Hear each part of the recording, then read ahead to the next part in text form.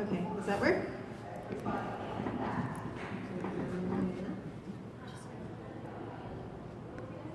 Okay. Hi, everybody. Good evening. My name is Andrea Deeleuw. As Jill mentioned in the introductions, I'm a Métis Cree woman from Northern Alberta. I'm originally from Fort Vermilion, which is an hour northwest of High Level, if anybody knows where that is. I'm a mom of 2 daughters, and currently I'm a full-time student at the Grand Prairie Regional College.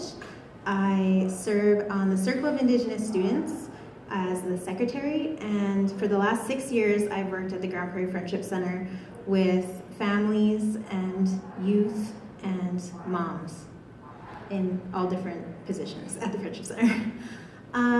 I really thank you all for being here to listen to all the speakers tonight. I would like to honor all the women in the room here that come together to celebrate. I was listening to the music as I came in and it was awesome, just those lyrics. And the last speaker, I think I would like to hire her as like a meditation woman in my life. Maybe we could be friends because that's a calming voice that I need in my life. So thank you for that. I would like to acknowledge that we are gathering here tonight on Treaty 8 territory. This is the traditional lands of the Beaver, Cree, Dene, and Métis people. And treaties in our nation are very sacred agreements. So I would just like to really acknowledge the land that we're on tonight. And I really thank Jill for inviting us here. I say us because really it was the creators of Hug a Sister who were originally invited, Jackie Benning and Delane Lambert English.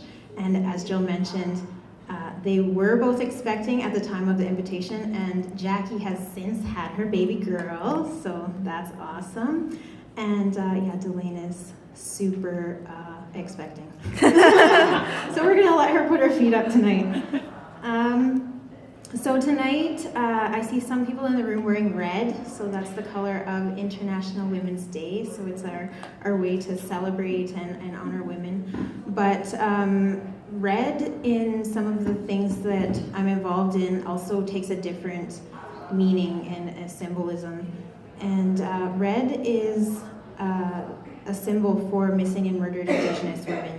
It's involved in some of the different campaigns, whether it's the Red Dress Project or the Walking with Our Sisters Memorial. You'll often see red. So I would like to talk a little bit about the issue of missing and murdered Indigenous women, but hopefully end on a note where we're able to acknowledge some of the ways in which women are making change in our community. So some stats in our country are that there's a homicide survey released by Stats Canada in 2015 that Indigenous women are 6 times more likely to be murdered. It was the Native Women's Association of Canada who began recording the statistics after they started to really notice the trends in stories and different people coming to their organization, and they started to document actual statistics. They were funded in 2006 by the federal government to maintain a database, a national database with all the different statistics. And so from 2006 to 2010, it was NWAC, that's the Native Women's Association of Canada. They were the ones who documented and took care of that database. In 2010, the federal government took charge of that database, so they no longer allowed NWAC to maintain control of it, and that was quite a controversial move, as you might imagine. And now in the most recent reports in 2014, the RCMP released a report that said 1,017 Indigenous women from 1980 to 2012 had been murdered. But as we know, and as RCMP also acknowledged, that number is much higher, and that's just due to gaps in reporting. And recently, on the Hug a Sister Facebook page, the co-creator, put a call out for for names of women who had gone missing just in this area, people who were not in the database. And in that conversation on that Facebook thread, close to 10 women alone who people believed were not in the database and included in those numbers were named. So we know if we were to times that by all the communities across Canada that we would get a much larger number. And so some of the reasons for this, as different organizations have outlined, it's racist and sexist stereotypes, as well as a legacy of colonialism from Indian residential schools to the disempowerment of women in our communities that have led to these high numbers. There are some documentaries that people might be interested if you are interested in learning more about it. One of them is called Finding Dawn, and that's the story about Dawn Cray, who went missing from downtown East Side in Vancouver, and her remains were found on Robert Picton's farm. But because there wasn't very much of her DNA found there, she was not included in his trial, and so she actually and her family was not included in the trial. So we can start to see some of the systemic injustices around this issue, as well as the documentary Highway of Tears. So as some of you might know about it, that's a highway in BC, Highway 16, where many Indigenous women have gone missing from that highway. And so currently now in Canada, we are in the process of having a national inquiry.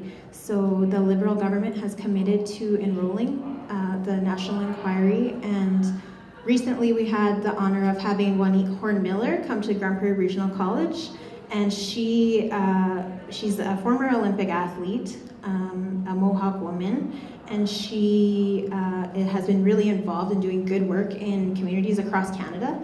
And we're glad that to hear that she is actually going to be involved in the inquiry as a family consultant, I believe, or like a networker with the families, being the person to help record the stories from families as they travel across Canada.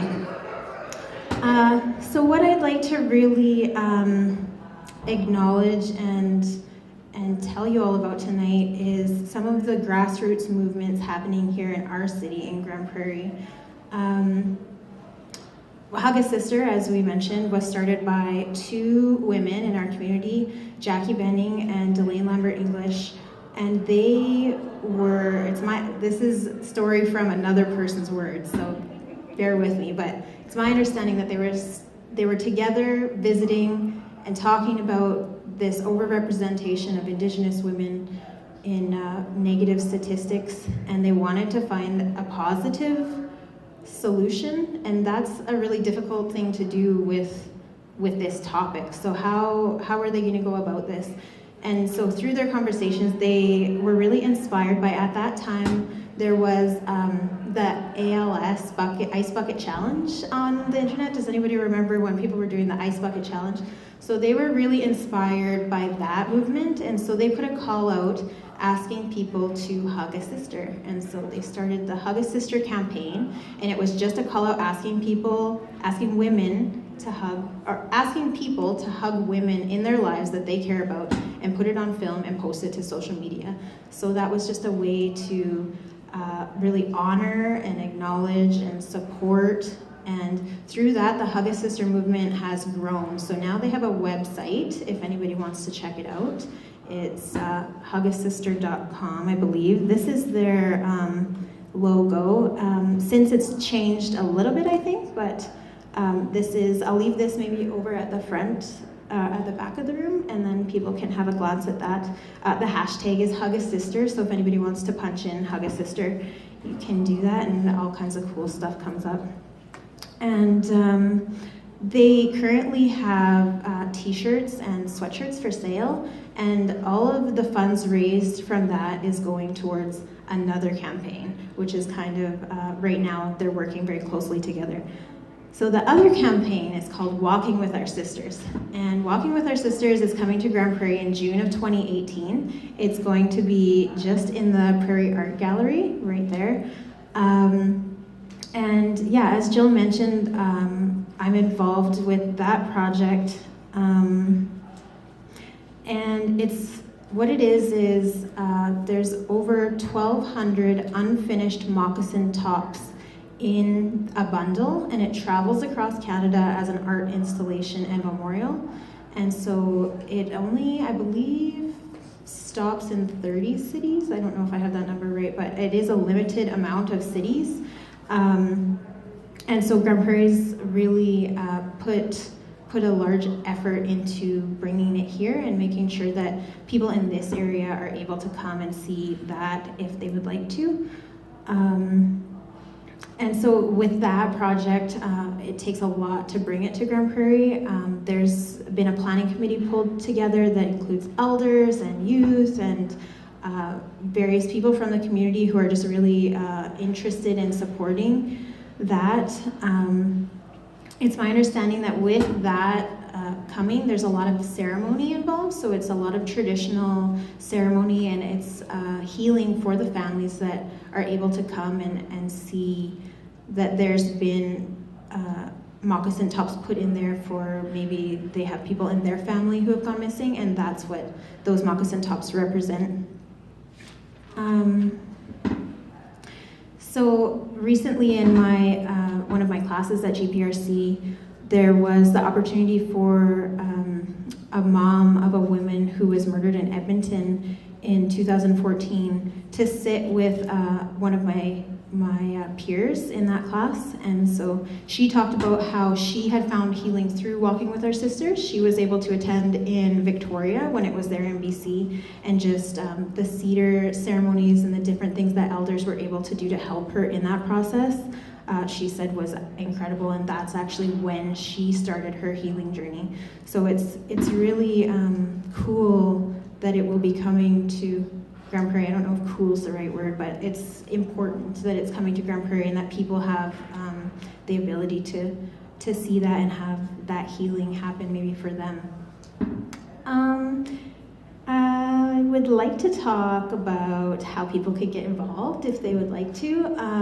As I mentioned, so Hug a Sister is currently selling sweatshirts and t-shirts, and all the funds raised go towards Walking with Our Sister.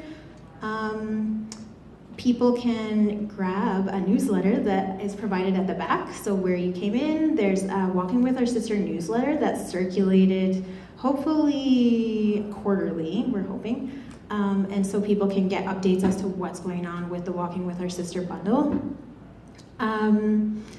If you are so moved to do so, please talk to your elected representatives about this issue. It's important, and keep it in the forefront of their mind. And usually at the past couple events, we've been lucky to have the mayor and council be involved. So we're lucky to have that support here in our city in Grande Prairie. What I would like to do for everyone tonight is sing a song with my rattle. This is my daughter's rattle, and I thought about which kind of song I would like to sing, and I think it's fitting that tonight I sing the Unity song, it's called. And it's my teaching that songs are prayers, so I would like to sing the song in a prayer for our community, and just as a way to acknowledge and honor all the women who are here tonight. Maybe before I sing, I would like to just mention that the lead organizer of Walking with Our Sisters, the bundle coming to Grande Prairie, is in the room. Kelly, if maybe you'll give a wave. And Kathy Dubé is also here. She's involved with the organizing of Walking with Our Sisters. So that's it, and I'm going to put this microphone away, otherwise your ears will be blasted.